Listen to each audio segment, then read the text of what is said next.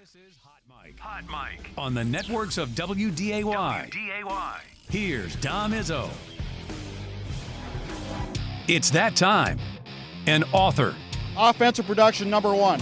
Number two, I forgot. Golfer. It'd be like going on a three-person best shot, and we were saying, Kolpack, you got to make a 25-footer every time.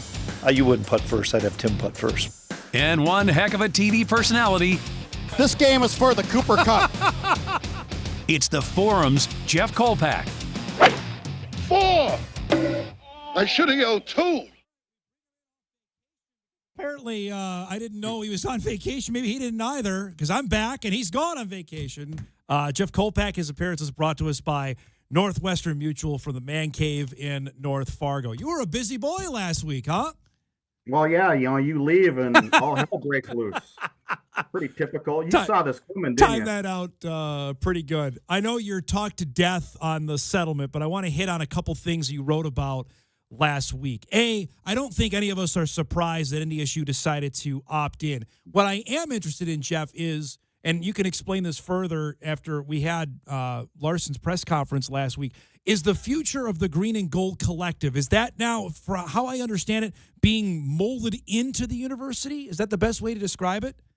Yeah, 100%. And that follows, I think, the pattern of everybody else across the country who opted in because, with the Power Four, you have to opt in. Those schools had to opt in. They had no choice, and so they have $20.5 million, at least this year, to disperse from their own pockets. Really, I mean, let's just call it like it is. It's from their own pockets. I guess they can probably have a separate collective, maybe. But, schools like NDSU, they don't have $20.5 million just sitting there to disperse to athletes.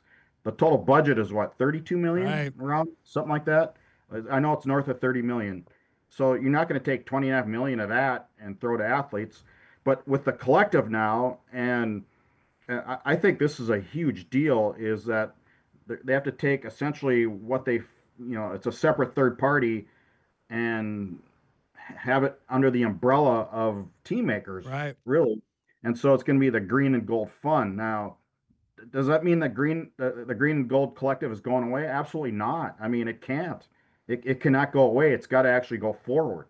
And it's just going to be under, a little different paperwork trail, I guess. I mean, do you understand it that Jay and Kurt are still going to continue their work under in some capacity? Yeah. Okay. Well, they have to. I mean, if I'm NDSU in the athletic department, if I'm Matt Larson, absolutely, I have to take those guys in at some capacity because they started it. Yep. I mean, Jay and Kurt started it. Nobody was lining up around the block and volunteering for that job. Nope. They're the ones that got it going. I mean, there wasn't a job application process to go, hey, can somebody start the collective here? I mean, those guys on their own, their own motivation started that and built it.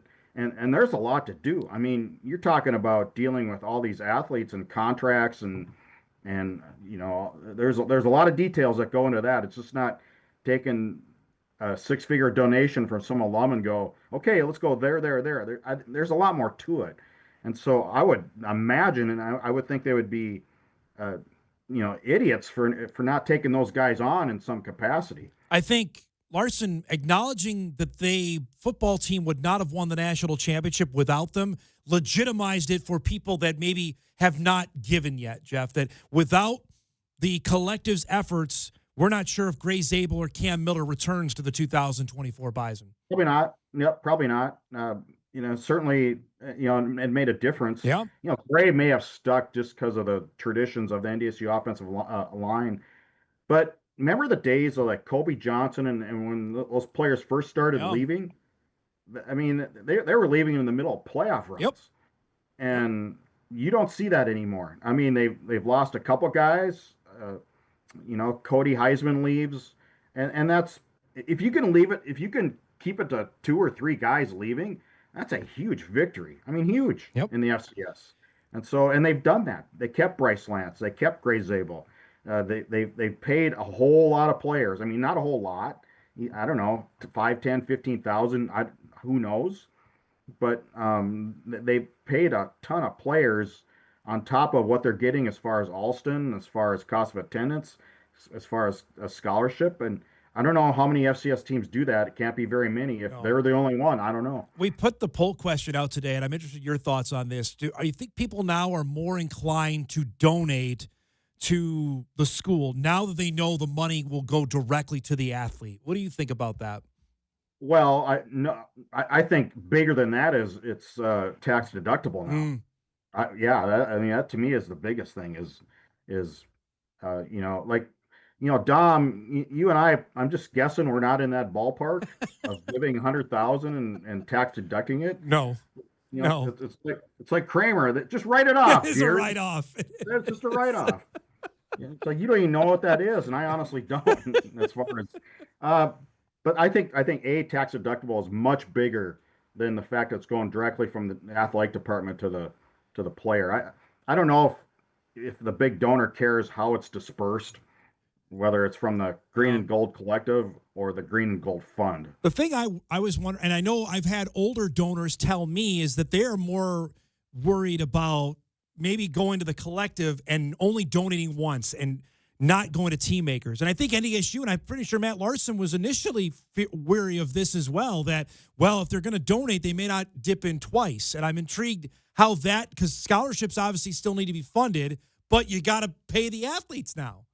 Yeah, I asked Matt that question several months ago on has the Green and Gold Collective, in your opinion, and it's probably still too early to really do a story or get data on it, but is it your gut feeling that the Green and Gold Collective has hurt team makers? And I think his answer was essentially no. I think team makers is still raising what 5 million? They were, I think it was 5.5 when they did their check presentation during the basketball. It was still pretty good. Yeah, that's no different than it was 3-4 years ago, as far as I can tell. So I don't think the collective has hurt team makers in the early indications anyway. Yeah. Now we'll see how going forward with now that it's under a little different look, I guess. Right. More than anything. All right, let's do some news on the field. And the Bison football coaching staff had a shakeup last week, and a big one. A second longtime assistant is leaving.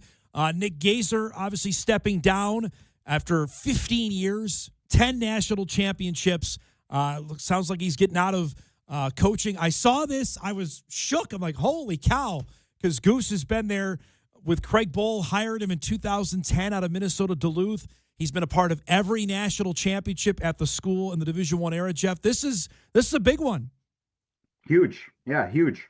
They found an experienced guy to replace him in Kody Morgan. So, and interesting that he was hired like right now. So obviously this had been in the works for a while, and I'm sure Nick had been thinking about it for a while. I think his wife has a really good career, and his kids are of coachable age, getting to be, I don't know if they're close to teenagers, and maybe something had to give there. It's when you have two working parents. Yep. That's and both are extensive jobs. I think my gut feeling is something had to give. Now he didn't say that directly, but when he cited family reasons and to spend more time, with his boys and his family, I think you can read into that there was a lot of time away there. 10 titles. I mean, I would love to know this question, and there's no way of finding out. And I tried to reference it in my column, but how many coaches at the NCAA level have won 10 rings, whether you're an assistant or a head coach? Yeah. It's got to be, it's got to be rare air. I mean, it has to be. Yeah. I think Nick Saban won 7 titles as a FBS coach. The guy at Mount Union won 11. I can't remember his name. And so, but as an assistant, you never know. Some assistant could have bounced around and ended up at the right place at the right time 12 times. And so, but it's got to be pretty incredible area. Let me ask you this. That's 2 rocks that have been part of the football staff since 2010 or 14 with Hedberg and Gazer. How do you think that manifests itself this upcoming year? Well, I don't think – I mean, when Craig Bohl left, did all hell break loose? No. I think this program, and it started with Craig when he brought the Tampa 2 offense in 2003 – or the West Coast offense, Tampa 2 defense, things haven't really changed since then. I mean, they've adjusted, the faces have changed, but generally the same principles have stayed. I don't think this is going to really, I don't think fans will notice, who's doing the signals on the sideline or who's calling the passing plays in the coaching booth. I think they've proven over the years that they can one coach leaves, they bring in another one that does his job. And why would you think differently? Yeah, that's two guys you've seen forever be there. That's jarring, I think, even for someone like us that we cover the team, to not see either one there will be different when we get to the start of fall camp in a few weeks. This is just going to give Randy Hedberg more time to sarcastically text me something that I wrote that he sarcastically no doubt will take shots at, and you too. So we'll probably get in-game text. Oh, there's no doubt. Yeah, I'd appreciate that. That'd be fantastic. Did you see that?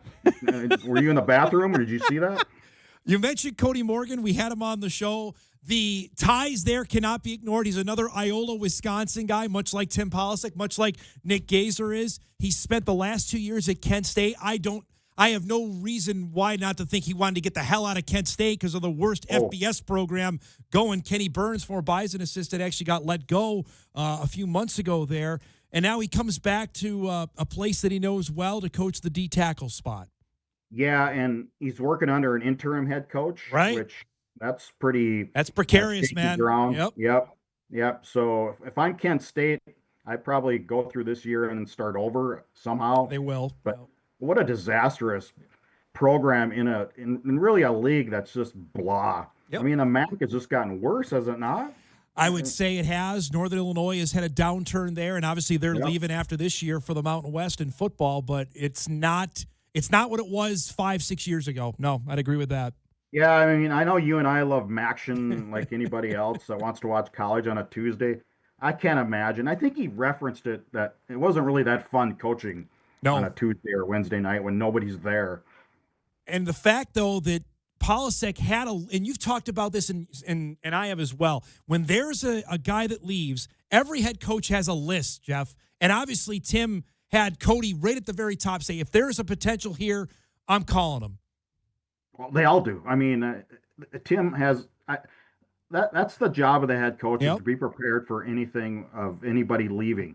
And I'm sure he's got coaches in mind on every position on his staff that if this guy leaves, if Devin Kleiman leaves, I already got my top 3 candidates.